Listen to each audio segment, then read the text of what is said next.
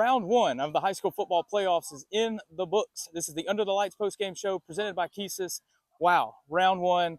You just never know what to expect. We had 8 teams in the Under the Lights coverage area make it to the postseason, and let's try to wrap our minds around all that we saw. I'm out here at Briarwood. Briarwood put their best foot forward on Friday night, probably their best performance of the year in a 28-3 win over Leeds in the first round. I got to tell you, the Lions were really impressive. Charles Dedman at quarterback hooks up with Sam Canale on 2 deep ball touchdowns in the first half. They get another long one to Tram Walker, and that defense was lights out against the Green Wave, a semifinal team from the year before in Class 5A.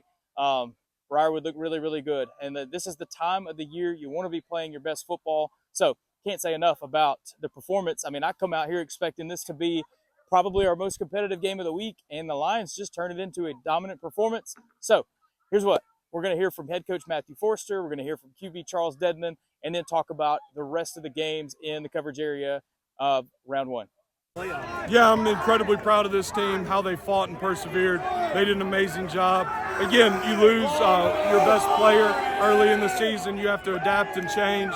And so our guys did a great job of adapting, and we've all worked. Again, everything we do is geared with the playoffs in mind. So we're playing McAdory. It doesn't look pretty, but we got a lot better because of what we had to experience. So we took our butt whooping, and we learned from it. What about that early connection between Dedman and Canale and what they were able to do to kind of give you some push in their offensive? Yeah, I mean, what Dedman's done this season's been really remarkable. How well he's bit in, he's dug in, and he's done an amazing job to just understand and then make the big throws. And so I'm really proud of him. And then Canale, just each week, as he gets more and more comfortable with the receiver, he just more and more blossoms.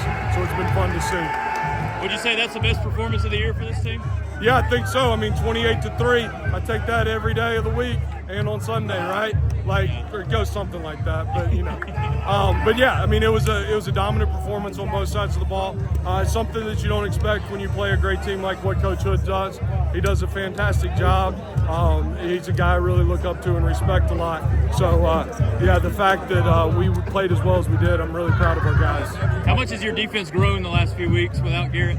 Yeah, I mean, you have an identity crisis, and nobody likes an identity crisis week 6 and 7 of the season. But we had to go through it, and what I'm proud of the guys is they dug in. Like, we're radically different than we were at the beginning of the season, and we don't have a choice. We have to.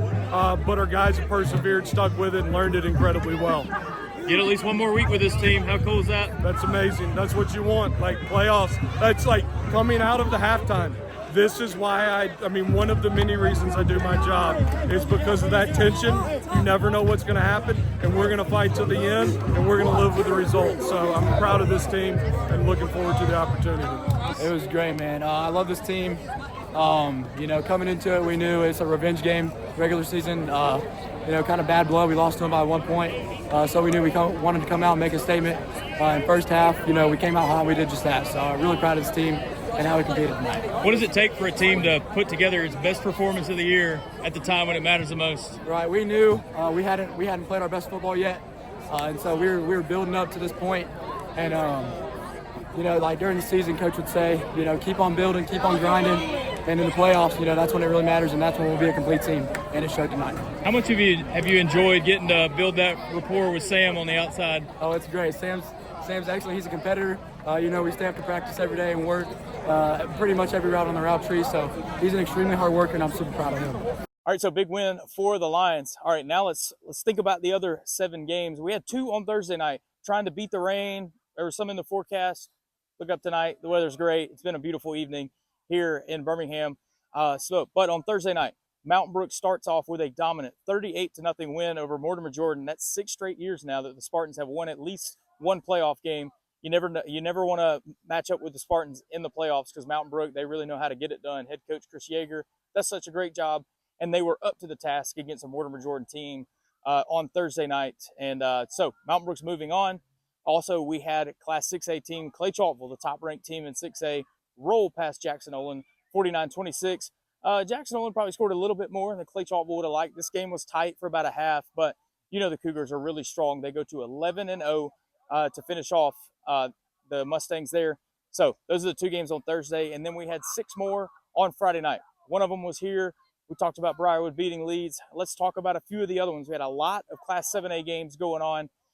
But as far as the under the lights area goes in Class 7A, it's looking like a tough evening because Hewitt-Trustful falls to Opelika 27-21.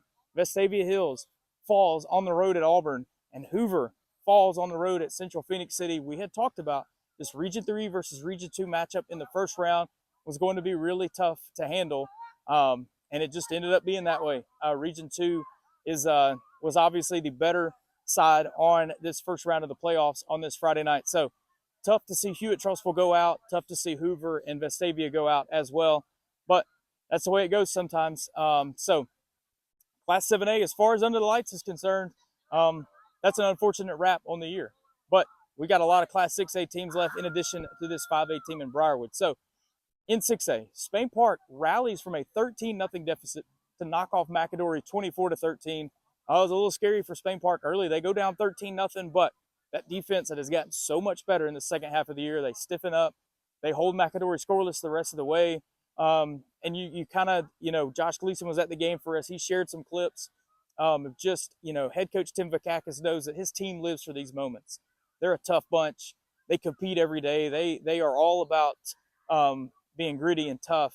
And in the fourth quarter of big playoff games, that's where that shows up the most. So Spain Park comes back and wins one that, they didn't play their best game, but they still get a double-digit win over McAdory. Allow us to coach these kids hard. I mean, it's not easy to play football at Spain Park. It's not easy. And, for moments like that, that's what it's about. In those moments, down 13-0, we have no momentum. They kept swinging, man. And I love these guys. And there's not a group of 100-something kids and 20-something coaches I'd rather be around than these guys. Keep swinging, heavyweights, keep swinging. And they did, man. And that's a tough group of kids right there. And we get to come back Sunday and do it again. So, also in 6A, Homewood beats Pell City 28-14. Same type of thing. Probably not the Patriots' best performance of the season, but they're 10-1. They're moving on another week. I could go ahead and probably tell you that's going to be our game of the week next week, as Homewood is going to get Hartselle at Waldrop Stadium. Boy, that is going to be a fantastic football game. I'm probably going to be there. We'll figure it out as things settle. But Homewood Hartselle next week going to be a ton of fun. So round one of the playoffs in the books. The under the lights coverage area, 5 teams remain heading into the second round. It's going to be a whole lot of fun to see which of those can make another playoff push as we get rolling deep into November here. So from a beautiful night here at Lions Pride Stadium, this is the Under the Lights post-game show presented by KEYSYS. Stay tuned early next week, round 2 previews of all the games we've got coming up.